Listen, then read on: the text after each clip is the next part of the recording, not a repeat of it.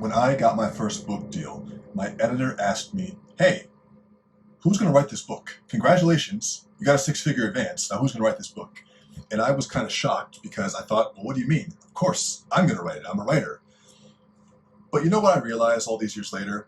She asked me that because a lot of people don't want to write their own book because guess what? Writing sucks. And even as someone who likes writing and who has made a career out of it, I know it sucks.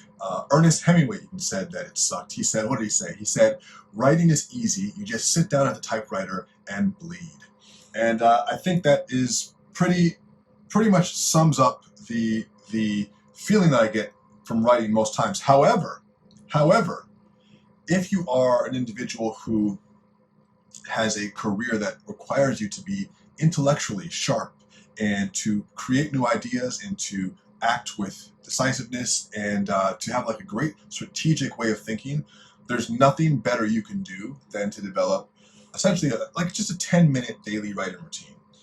Writing is an underutilized tool because if you think about it, now that AI is becoming so ubiquitous in our society, we're even spending less time than before processing our own thoughts and writing them down. We're just having the machine do it for us. And as someone who runs a business or who works in a career in another business that someone else owns, you would need to then, most of the time, use your brain at a high level, especially if it's a career based around ideas, not necessarily physical things, but ideas or training or some sort of knowledge transfer, information transfer.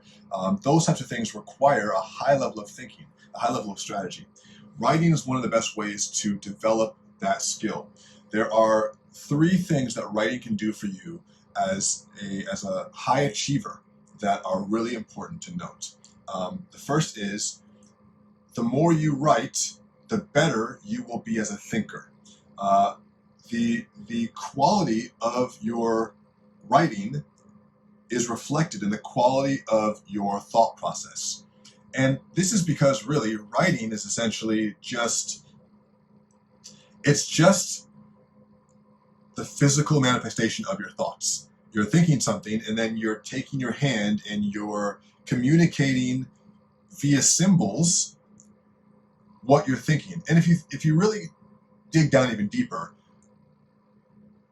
there's no writing you can do that will describe truly what is on your mind. You can't.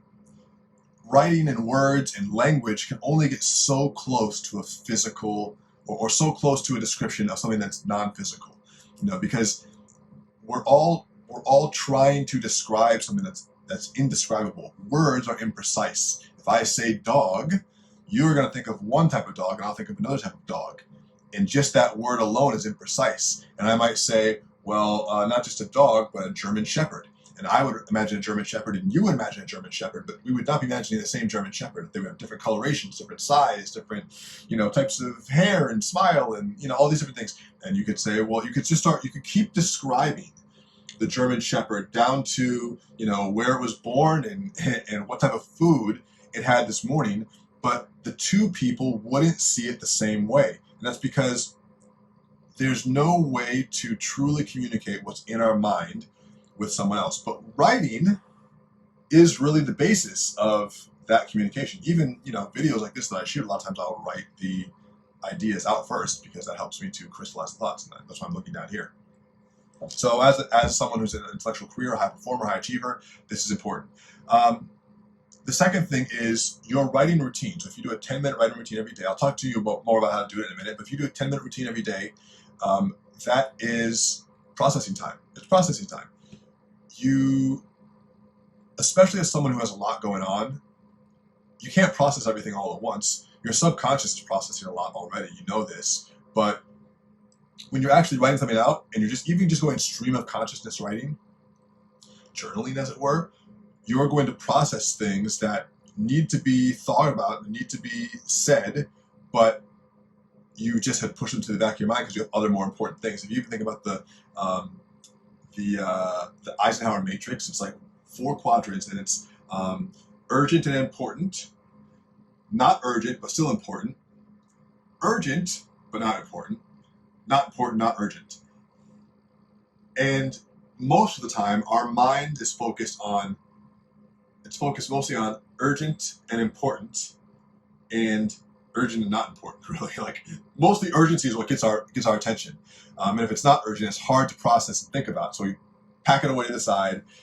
And all these things still, they make a difference. So the writing routine is a way of processing all of that extra stuff lying around in your brain. And it's just like, if you have a computer and you clean out the trash every once in a while, you delete, you not only throw things away, because we're throwing things away all day, we're forgetting them, we're throwing them away, we're taking them off the desktop.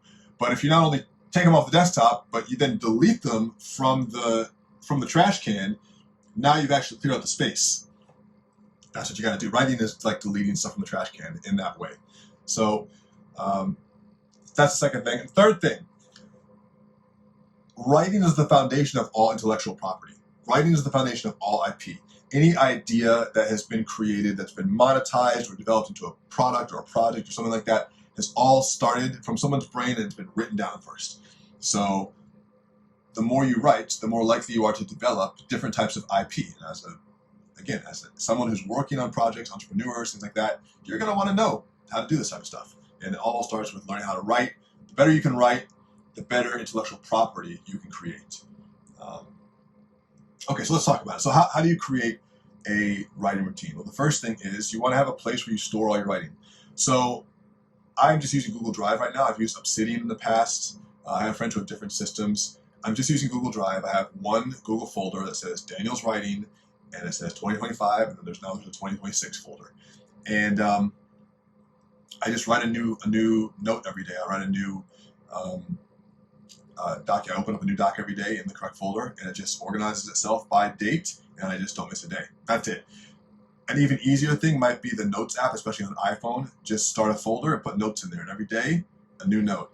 And just don't break the chain, as Jerry Seinfeld would say. So find a place to put all your stuff in a central location. Don't have it in all different places. And try to store it in the cloud if you can, so that you can always log into it wherever you are and not locally. Second thing, commit to 10 minutes a day. If you want to do more, great. Today I committed 10 minutes and I did more, and that's fine. If you hit your 10 minutes, then bounce. And while you're in the 10 minutes, don't take any breaks. Don't go to the bathroom or eat food or whatever. Just 10 minutes of writing. It's just 10 minutes, okay? 10 minutes. That's 2 or 3 songs. It's 3 songs on Spotify. So do 10 minutes. And to make it even easier on you, this is the third thing. So have a central location, 10 minutes only. I would say front load it on other work.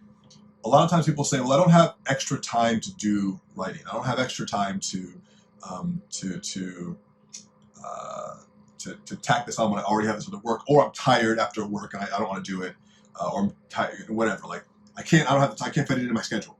Which, if it's 10 minutes, it's bullshit. But sometimes it's like you don't want to switch thinking modes to think about something else. I get it. We actually, I encounter this problem a lot with sales teams that I've trained, where one of the things we want to do when managing a sales team is make sure that everyone goes through a standardized process every day, where they go through they have a checklist, like a pre-flight checklist of all the documents they need to have and all the different, just the to-dos they need to do beforehand, and even the CRM, which is where they manage the customer relationships. They'll have like a certain number of checklists or things they have to go through, or they have to review the CRM, see who they need to follow up with. And these are like everyday tasks that kind of start to snowball after a while. And if you don't do them for a while, then that creates problems and you lose opportunities. And if you're just not an organized salesperson, it's really hard to make the most sales.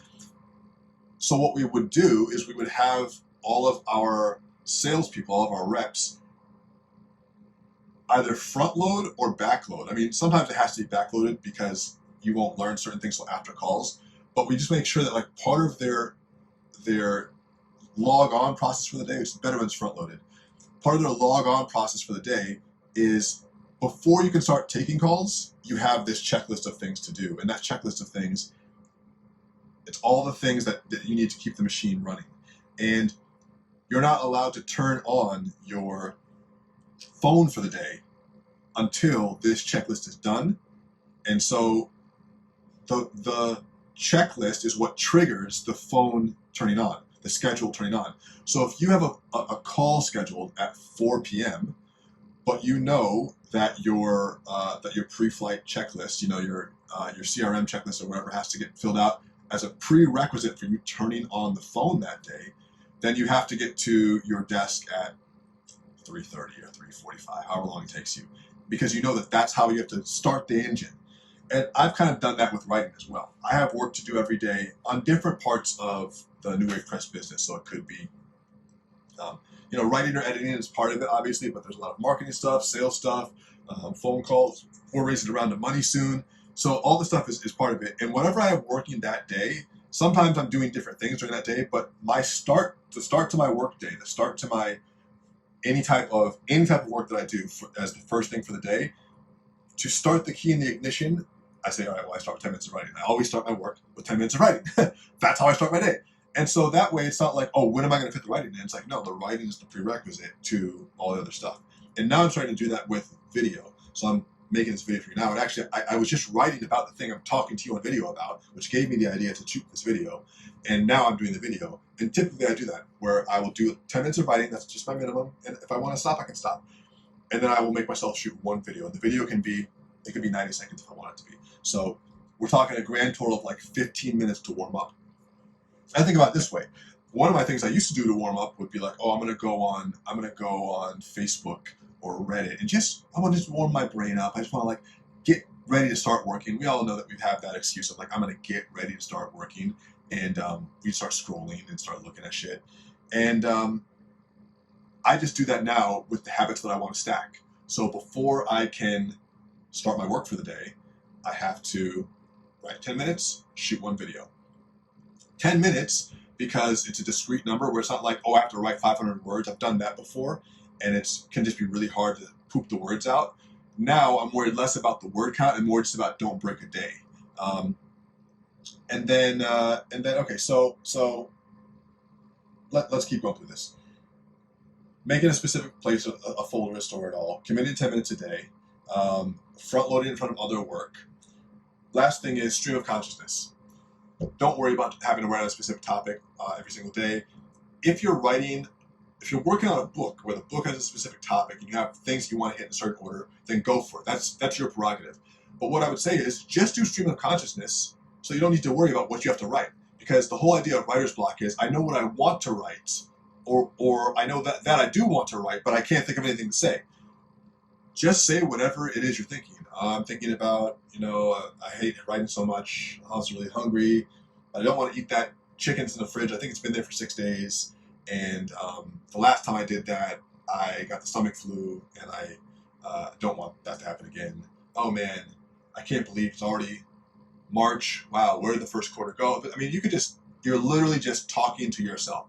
Just externalize the internal monologue. I'm sure most people have the internal monologue. I've been reading somewhere that some people don't have that. I don't know what to tell you, but whatever your internal monologue is saying, just write that down. And if you get to 10 minutes and you honestly can't bear it anymore, then fine, quit. But here's what I think you will find when you do that, when you do those things. The first thing you'll find is that you're going to have an easier time thinking through complex situations and problems in your life and in your business. And not only is it going to be easier for you over time because of the writing habit, which helps to streamline your thought process, but it's also going to be easier for you to get to the point quicker and make decisions faster, be more decisive, because your thoughts are more linear. Not that you can't have abstract thought, but that you're able to think through problems in a more streamlined and efficient way because your brain is used to processing material now at a different rate because writing forces you to do that. So you'll notice that. I think you're also going to notice that you're going to sleep better at night because the processing that you're doing through writing helps to eliminate some of that background stress and that back and forth that you mentally go through when you're thinking through problems. And a lot of times it's subconscious, but if you write it down, it helps to offload some of that and just blow off some of that steam. Obviously working out and writing, working out is one way of blowing off steam as well, but it's just one way. You really should be writing to help to eliminate some of that pressure as well, especially as someone who's maybe running a business or has a high pressure career. And then the last thing is, I think you're going to notice as you start to write more that you start to develop some sort of ideas, projects, products, different types of intellectual property, which wouldn't have existed if you didn't have the writing routine. Writing itself is the genesis of all things. They said In the beginning, there was the Word, the written word. And think about the power of books and the power of writing to shape humanity. And yeah, the word is where it all starts. So if you're generating more of that on a regular basis, you're going to reap more of those creation benefits. I mean, if the word is what led to creation, then you're doing more creation literally through your writing. And that's something that AI can't take away from us. Well, it is taking away from us, but it shouldn't. And it's the ability to create through writing. Just as a quick thought on that, I should make a whole different video on this, but with the AI stuff, there's a time and a place for using it, but you can't mistake what you're creating there for your creative writing. And you can't mistake the skill of editing AI for the skill of developing something from your brain. We'll talk about that at a different time. So these are the reasons why, as a highly ambitious person, as a high achiever, you're going to want to develop your 10-minute writing routine. That's it. Have a good day. See you tomorrow.